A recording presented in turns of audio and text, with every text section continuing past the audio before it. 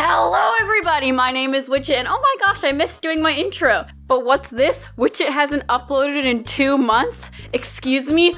And what's this? This video is a product promotion? I hear some very overly supportive people right now just in the distance. Get that coin, sis! Yeah! So a special thank you to Summer at XP Pen for allowing me to get that coin, sis. However, do not get me wrong, I have not been paid to say that this is the greatest product in the world. They have sent the product to me for free. Compliments of the chef, bone apple teeth. But all opinions are of my own and of my own research and accord. With that being said, what are my qualifications to be a tablet reviewer? Well... Hi, my name is Random Digital artist. and I'm a fake. Artist. I spend thousands of dollars on Drawing devices. my Wacom Bamboo. Gaumorn M106K. Pablo Coast 10. My- Gaumorn PD1560. and my iPad with Apple Pencil. how cringy. I have also gotten the help of a master critical design, a connoisseur, if you will, of art and reviewing. I have brought in the help of my dearest son, Nolan. With that out of the way, let's get to the unboxing, shall we? So right off the bat, with the help of my favorite feline companion, you can see that this is a pretty standard box to hold a tablet. There's nothing too out of the ordinary except for the 2 little awards on the bottom. Oh yeah, by the way, the specific tablet is the Deco Pro Medium, but the 2 little awards on it are the Red Dot Award 2019 winner and then the Good Design 2018. So obviously this tablet's won 2 awards. I'm gonna personally tell you I don't know what these 2 awards are, but I can quickly Google them. Alright, post-Googling, it looks like both of them are for craftsmanship and the design of the entries. And obviously these seem to be decently prestigious awards, so that gives this tablet a very strong plus if it's already gone through a string of judges that know their stuff and have just been like, yep, let me stick on my official Nintendo seal on this product. It's good to go. Send it to the shelves. Now, of course, if you flip the tablet over, XP Pen gives their own little spiel about the specs and quality of the tablet. Now, if you'll allow me to, I will pass the mic over to Nolan so he can read the generalized list of pros and things XP Pen seems to find fantastic about this tablet in a generalized paragraph format. Alright laddies, so after giving this tablet a good whiff, I can deduce that this is XP Pen's award-winning tablet, boasting a 11 by 6 inch working active area that allows for 8,192 levels of pressure sensitivity, as well as up to 60 degrees tilt functionality. This tablet can quickly and easily respond to the movement of your hand, allowing for a more natural transition during drawing. To add to its seamless functionality, it uses their latest battery-free pen stylist for the utmost accuracy and fluid experience. Speaking of keeping up with your movements, the tablet is made with an 7mm aluminum casing, making it not just smooth and sleek in appearance, but also more difficult to scratch. XP Pen has also upped their game by creating a double wheel design with trackpad capabilities, paired with the 8 customizable shortcut keys, to create an improved workflow for a professional level of creation. That workflow should also translate to countless other animation and drawing programs. That is no longer just restricted by having access to a computer. The Deco Pro there's also compatible to work with most third-party phones and tablets, as well as the software that is used on most of those devices. So this tablet is definitely nothing to sneeze at. Thank you for that, Captain Connoisseur. But now let's crack open this box, and we have been greeted by XP Pen's lovely mascot that has what I think is a fennel fox, a fox, or some feline animal. That's really cute. I like that. Nolan likes that. But as we just get everything out of the way, XP Pen has treated us to many goodies, like wires that are necessary for the tablet. The tablet comes with one singular wire that just plugs into the tablet side, and then it's a USB, so you just plug that into your computer. And then they also give us a time capsule. But this is no ordinary time capsule, this is the pen holder. It comes with how many nibs in it? Hold up, I need to count this quickly. I don't have it on me right now. Oh, look at me, I'm so quirky and forgetful. All right, so it has 8 pen nibs in it. You unscrew the bottom to reveal the 8 pen nibs, along with the nib remover, and then if you unscrew the top part of your canister, you can see that that's where you put the pen. Oh boy. Cylinders. Now, if you're gonna ask me for my personal opinion on cylinders, I'm not supposed to give my opinion. However, I do enjoy their traditional digital, like, pen inkwell. Like, you stick the pen in and it looks like a little inkwell. I like that personally just because it looks a little more artsy and creative. What's the next thing in here? I'm so prepared, I know. So you have the installation. Well, it seems there's multiple installation guides, but you have a quick start guide, which is the big, long one that shows you everything in a bunch of different languages. And then they have the thank you for supporting one. They have the quick start guide for the Android devices where you can plug it into your phone, which is really nice, easy, and convenient. Then they have the warranty policy, which is important. And then they have the praise of all beautiful things in this world, a download driver. I like it when you include the link and you're just like, okay, I type in the website, there's the driver, easy, simple, done, bam. That's all the paperwork that's in the box. The next thing are what I consider goodies, which is the 2 ports to plug into Android devices. One of them is that standard universal plug head, and the other one is for Samsung phones. But you also get the glove. ASMR. So that's everything in the box, I believe. Yeah, so now we're on to user experience. We had an issue. Of course, when does the Wichit channel never have an issue? But okay, so the background on the issue is I made the decision to use my old laptop rather than my other computer, Davi. Davi needs a whole separate review on her own, but Davi is a just over $1,000 gaming level computer. And my guess, someone who's introing to digital art is not going to drop $1,000 on a computer. So my decision was to go with my old laptop that is maybe more affordable and is something that you might have in your house already that maybe a parent owns or just something like that. I also used it with separate phones, which that's because of the little plug heads just to test both things. We'll go over that later. But the main thing is I was using my old computer, which has a very different recording setup because I've been fixing everything for Davi and using Davi for all my recent stuff. But I didn't realize I had tweaked one of my things for a certain program that is meant to be very zoomed in on the white spot. So when I had tried Krita as one of the separate programs, I didn't realize it was a very different size. It's strange, but basically all you need to know is that it only recorded like the top section of it. So I really sped that one up. You can still kind of see the artwork being done, but it's not as fantastic. So I did a second round of painting. The second painted image is a public domain image that was then cropped, edited in a Facetune-like app, and then put into Medibang and traced. Whoa, Wichit, you're tracing, that's illegal! Bad, no, stop! Exposed! Oh my god, Wichit, you're gonna get so exposed! No. Okay, 1, public domain.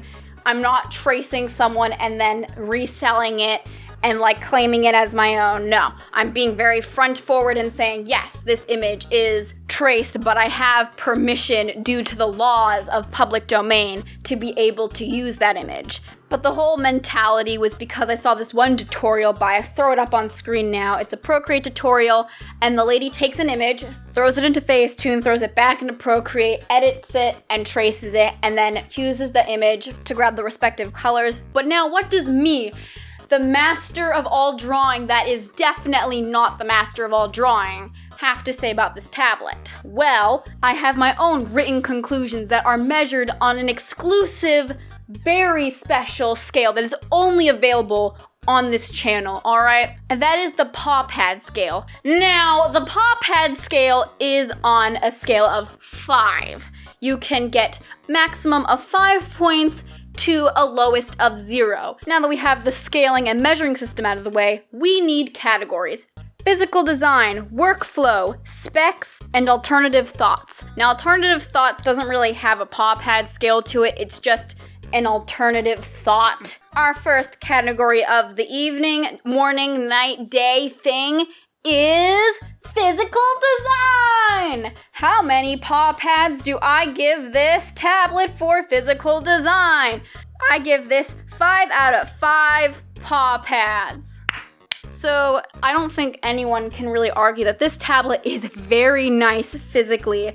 It feels very textured. That's something that if you were to get a screen tablet, you could be missing out on if you don't get a textured or matte screen protector. And then the complete design of the tablet, dude, it lights up.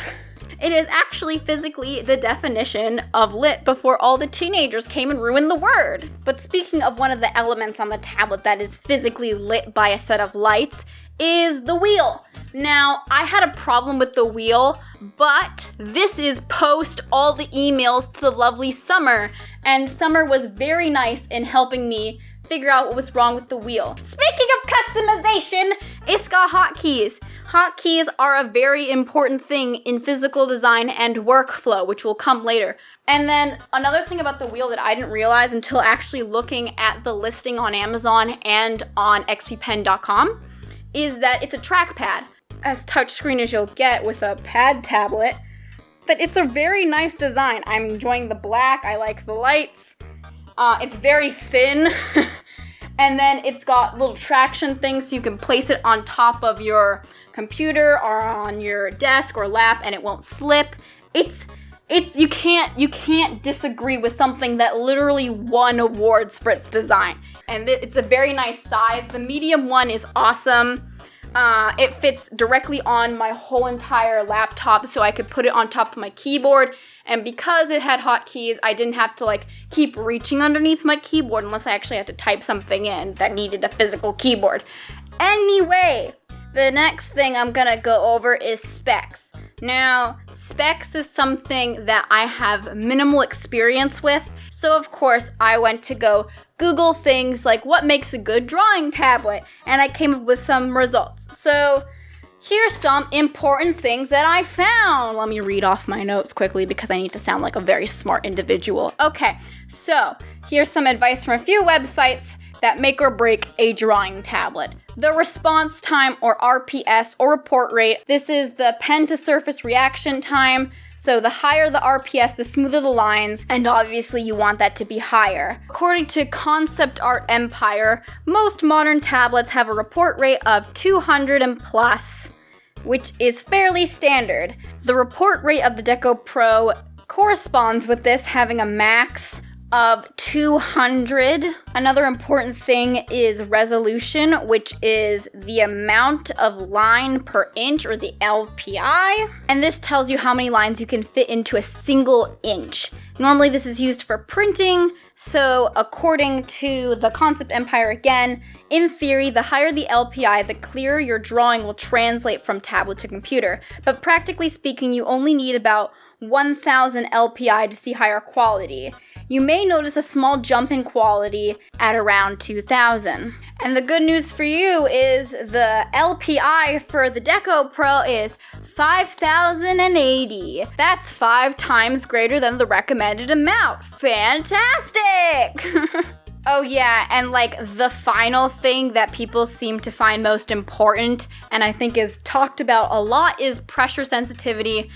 The Deco Pro has 8,192 levels of pressure sensitivity, which is slowly becoming the standard norm for most tablets. Now, I did only experience one problem with the Deco Pro's pressure sensitivity.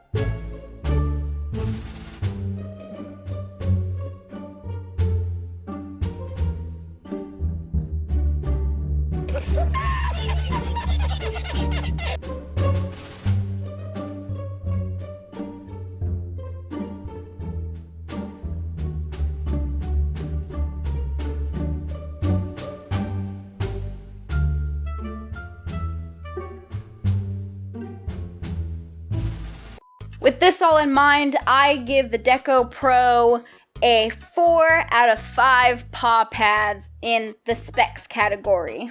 Our third category is workflow. Workflow is important. It is the unhindered experience of drawing and the professional capabilities that your hands are conducting on this tablet.